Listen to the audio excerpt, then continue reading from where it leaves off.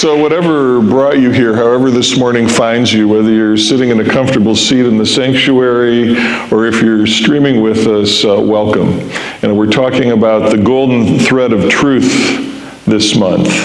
And for this fifth bonus Sunday, I'm going to be talking about truth freely spoken here, which is a reason why I really love my InSpirit community so very much. Although I did have an alternate title, maybe we could have said where to look, but I'll explain that in a moment. So what about truth first? These days, truth actually gets into the headlines. And you see the media out there, and they do this fact-checking or truth-checking, and that becomes a thing. And there's all this stuff going on in different ways and places about integrity. And to me, integrity has something to do with truth, and that's important. But I'm here to talk about more of a spiritual truth and metaphysical truth. After all, we're at InSpirit. Today's Sunday. And that is, to me, it's a different truth. And it's one that for my life, for my family and my community is so very special. So I'm going to spend a little time and focus on that truth, share a few thoughts, and give you a couple of spotlights as to why I think that the InSpirit community is a very special place for people who are seeking spiritual truth. And wanting to do that in a really upbeat, constructive way.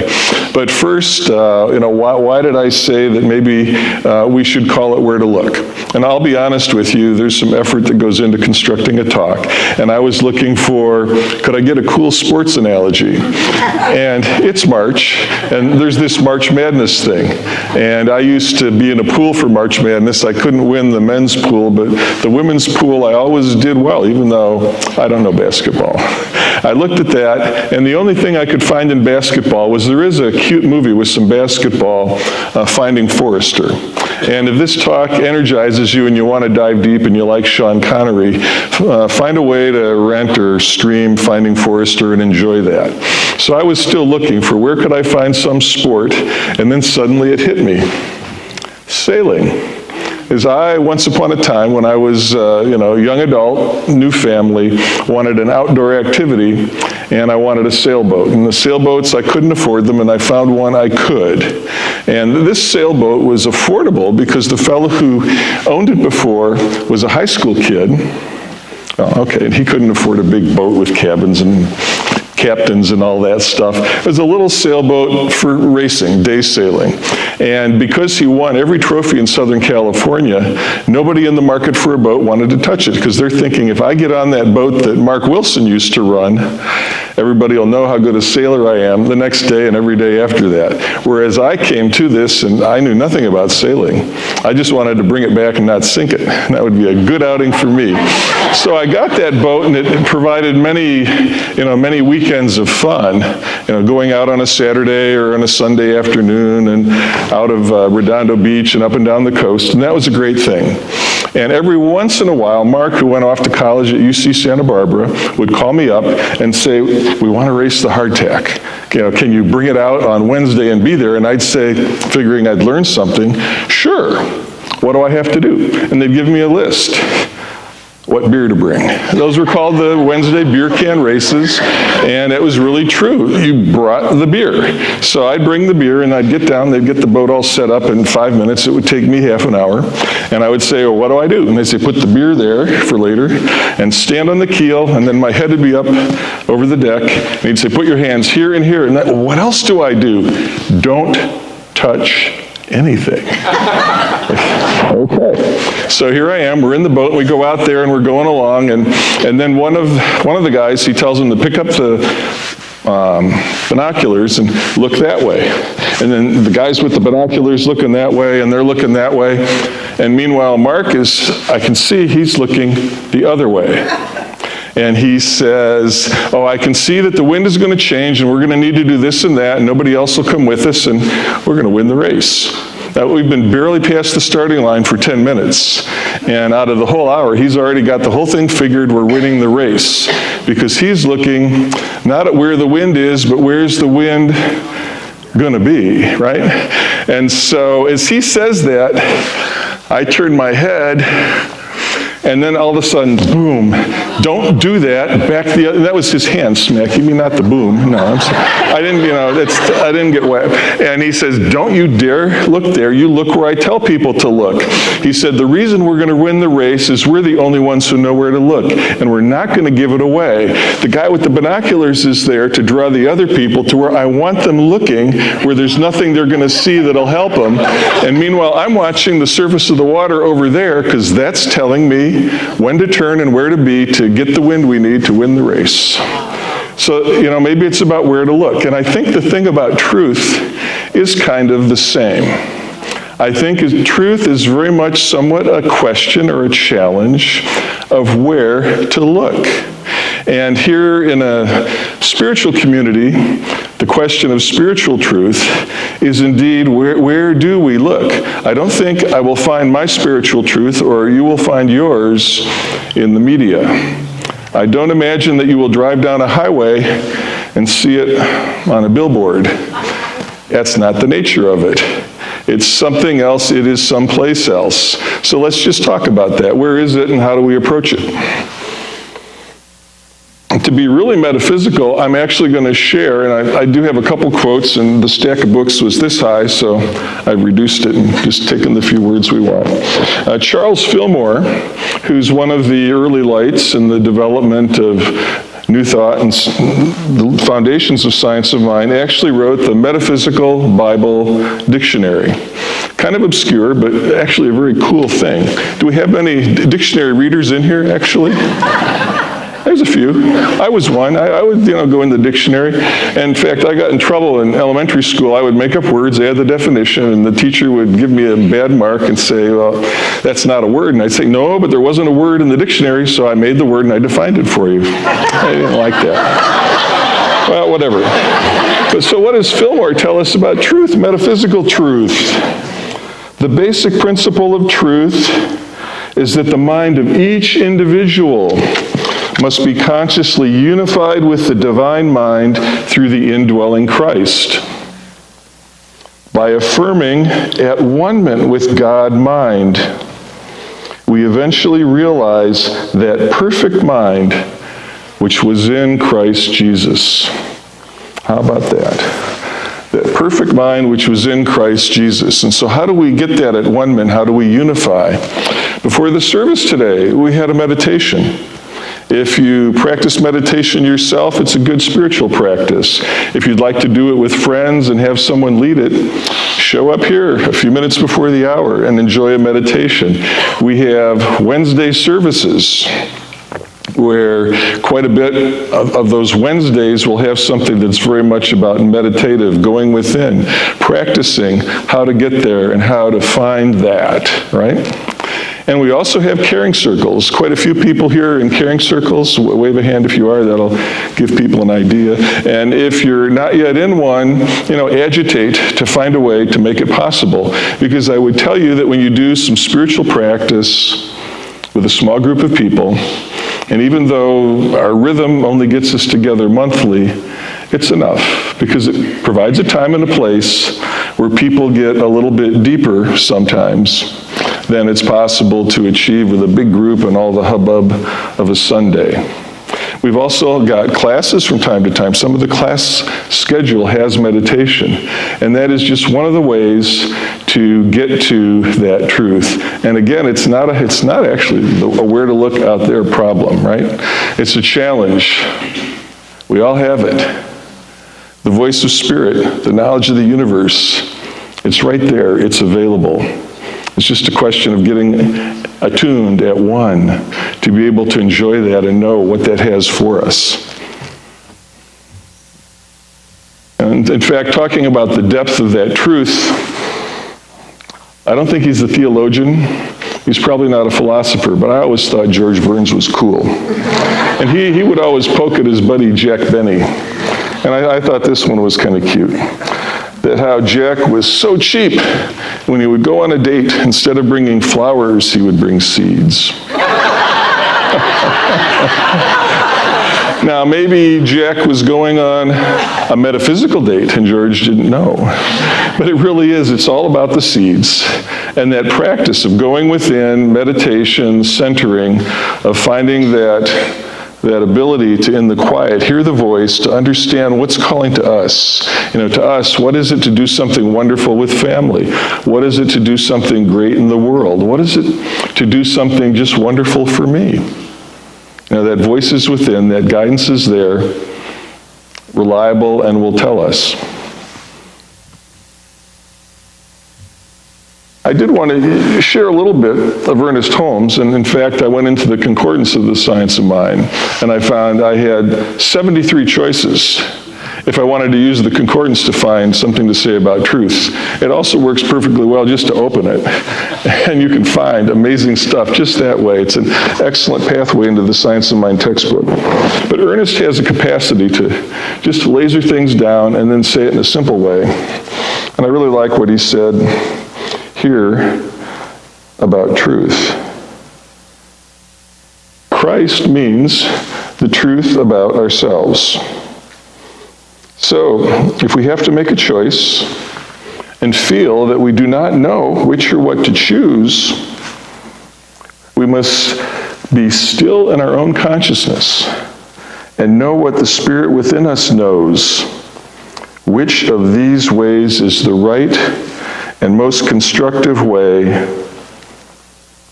and will guide us? So doesn't that bring it down to more of a fine point and make it quite simple?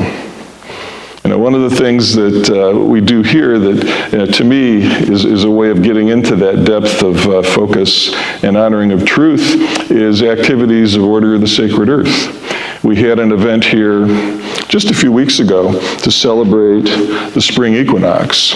And that's a time when in the world of astrology, the dark and the light, the day and the night are equal as the earth is moving around the sun.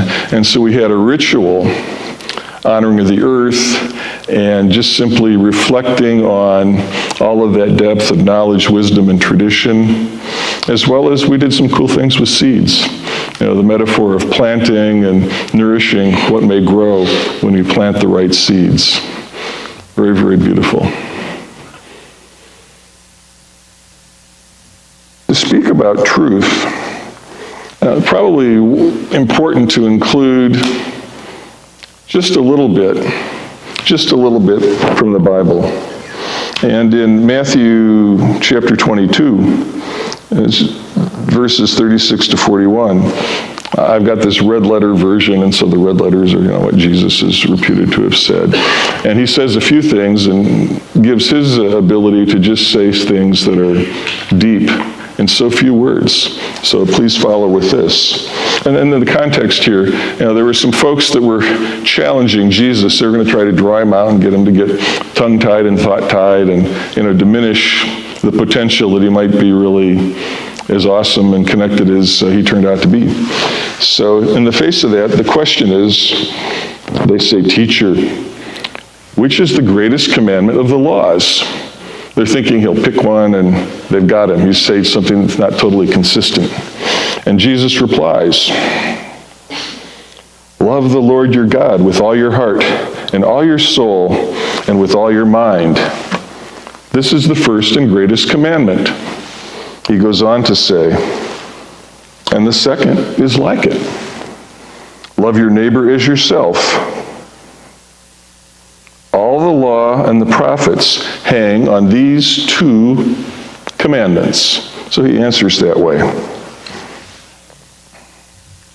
And then they go on and they poke at him a little bit, and he gives some more answers in that manner that he has. And at the end, they decide the best plan is stop asking the guy questions. Because his ability to distill and speak the truth is so concise that there's nothing to do other than respect it. So how does that kind of come to play here? Where do we get to that sort of level? I mean, we do things like our recently started Lunch and Learn program, where we hang around a little bit after a Sunday and then get into a particular topic, something that's selected that's poignant to me, it's always poignant to my spiritual truth. And then we'll have some reading, we'll break into small groups and have some discussion, which again is the sort of petri dish to really get everything into play, to appreciate the spiritual beauty, the voice that's within us. And then as Jesus instructed, to honor that in another and another, to respect that. Because to me, when all of that comes together, that's the spiritual community that lights up life, really lights up life. And if you're seeking lighting up your life even more, I would encourage you that that's the place to focus and go get it. And look what we do for our youth. You know, the youth recently gave a presentation. They shared some video about their camp programs. And they've got a summer camp coming up, and we have various activities and fundraisers to support that.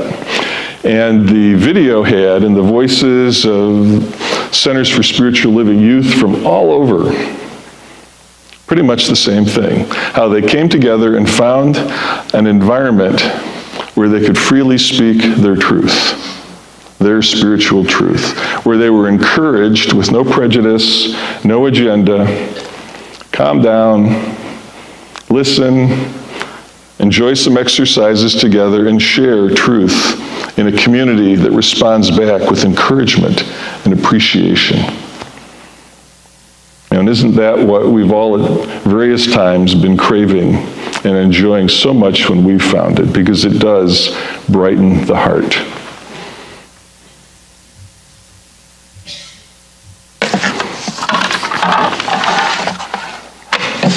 Okay. Just thinking about that, I enjoyed a comment that Benjamin Franklin made, a wise fellow. If a man empties his purse into his head, if you'd imagine that, what that means, no man can take it away from him. An investment in knowledge always pays the best entrance. And I think it's not just an investment in knowledge, but an investment in spiritual seeking, an investment in being open to spiritual truth. And knowledge is good, but I think the foundation that needs to precede knowledge is the spiritual truth. Who are we? Why are we here? What is our opportunity in family and community? You know, why does a choice-based community like InSpirit have such a powerful place and potential? Not only for everyone who finds this, but for everyone we touch. Because I know I touch people differently, I interact differently when I come off of a base of a sense of my spiritual truth. And I hope that's true for each of you too. It's all about changing the world. And not paving streets or constructions or stuff like that, but changing the world to where truly it becomes more of a place where people respect people as holy creations sent here to live their spiritual truth.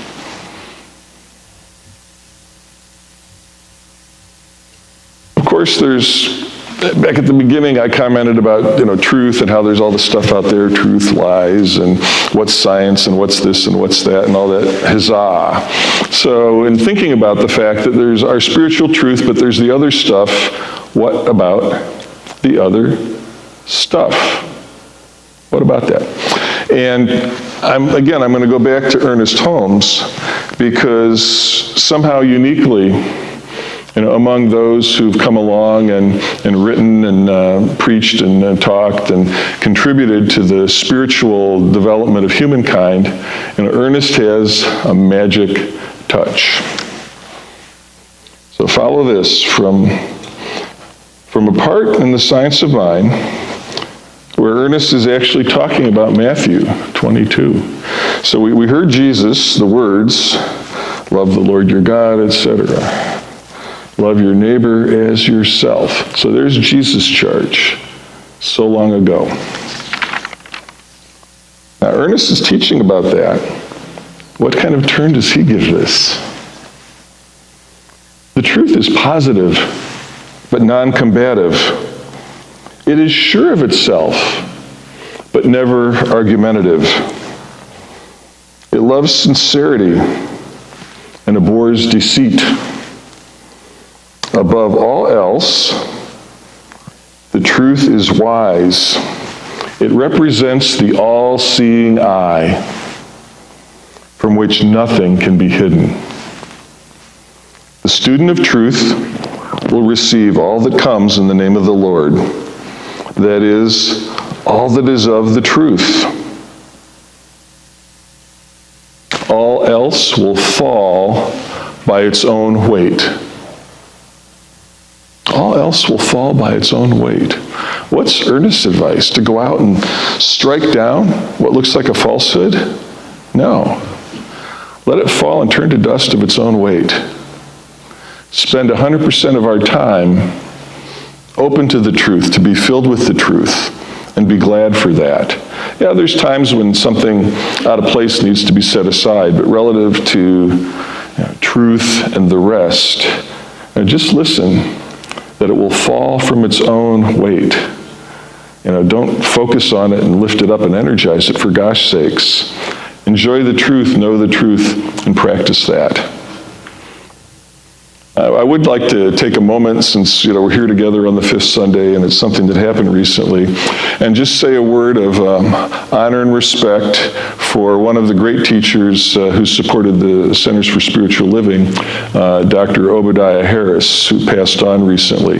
If any of this piques curiosity, Dr. Roger Julien is here, and he might tell you more. I got to meet Obadiah when he was professor of one of my classes at Holmes Institute about the Bible. And his reputation was someone who Ernest had discovered when he was much younger, both of them, and felt like when Obadiah would speak and preach, that he would stand up and speak the truth plainly and powerfully. And as I was reading of Obadiah's passing and recalling, his encouragement to me and to each and every of the students, if you put in a paper, even though he was over at the Philosophical Research Society, the president of that big activity, in charge of bringing up and delivering all the distance classes for Holmes Institute students, so that we could have a broad-based, rich, and deep quality education and an accredited master's degree. He would also teach classes, the basic stuff, about how to understand the Bible and of that nature. And yet, for every student, you'd send in your paper, and you'd get back his personal response. Suggestions, comments, criticism, always very supportive. And the energy of that fellow was incredible. But what especially touched me is I was reading about Obadiah and people sharing their recollections and looking at a book that he published just several years ago. One thing that caught me was how there was a story that at one point in time, when Ernest Holmes was getting way on in years and felt his energy was beginning to sap, that he had reached out to Obadiah and basically said, would you take over the science of mind, faith, and community for me? And Obadiah had said something like, I can't do that because I sense that I'm on my great path of discovery. And what caught me was that the person telling this story said that Ernest Holmes' response was like, oh, I sure wish I could go with you on that. And that really says to me quite a lot about Obadiah and his presence, purpose, and how he took his scholarship and converted it into passionate support for reaching out in the world and sharing love, knowledge, and spirituality. And also, Ernest's sense, even in his late days, of just this youthful embrace of what an adventure it is to be aware that there is spiritual truth. To know that it's there for each of us, that we have everything we need to get in tune and find it. And that if we want to have the luxury I think it's luxurious, and the elegance of doing it with others who are consciously aware of a similar pursuit.